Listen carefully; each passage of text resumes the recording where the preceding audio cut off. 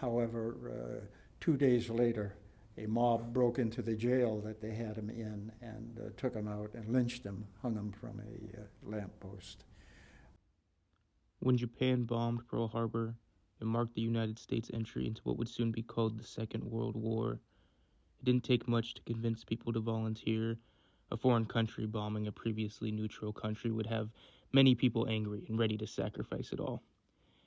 Among many of these patriots were thousands of black men and women ready to fight for a country that showed them nothing but disdain.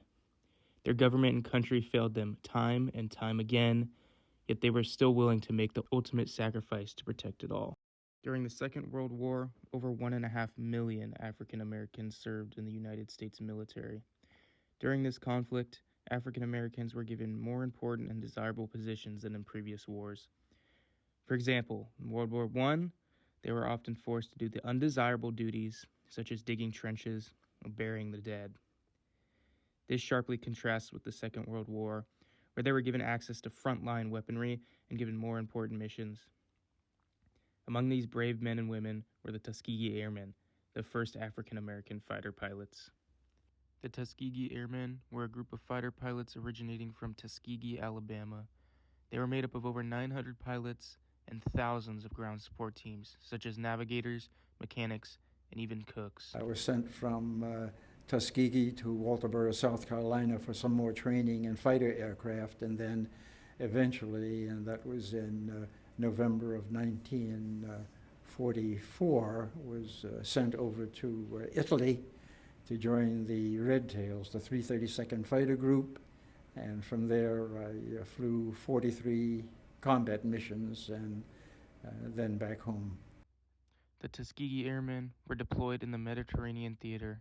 They were often assigned to escort bombers deep into German territory where they would strike high-value targets. Nazis represented racism in its most extreme and hateful form, which made it no tall order for the airmen to put everything into the fight. I shot down two aircraft. They were FW-190, Focke-Wulf 190, and a third one I was given credit for, and he was on my tail, and he had me in his sights there. But what had happened there is, I believe he over-controlled and he crashed into the ground, and I was given credit for that as 3 aircraft. Racism was a prevalent issue in the military and even on deployment in other countries.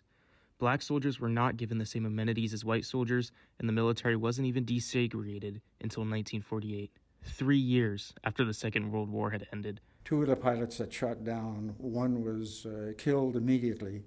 The other pilot that was with me that got shot down, he bailed out successfully, but he was picked up by citizens of Austria. This was near Vienna, Austria. However, 2 days later, a mob broke into the jail that they had him in and took him out and lynched him, hung him from a lamppost. Despite the airmen putting their lives on the line every day while they were deployed in the Mediterranean theater and abroad, when they returned back home after the war ended, it was described as same old, same old. Nothing much had really changed politically or socially that gave them equal rights in the States. They were denied the very rights that they fought, and some even died for. January 1st of 1950. So that was my service as far as the service was concerned. I tried and I applied for a couple of airlines at the time there, but I was not hired, and the reason was that they were not hiring any African American pilots or crew members at the time within any airlines in the States.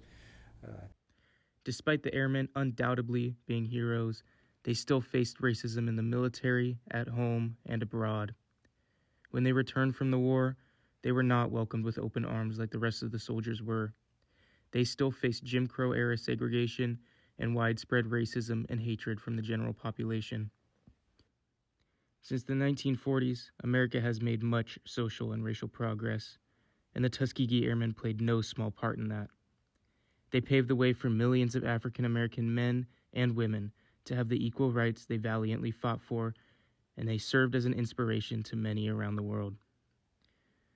Let us hope their sacrifices for racial equality and the United States' security are remembered for the rest of time, as their story is a staple in American culture.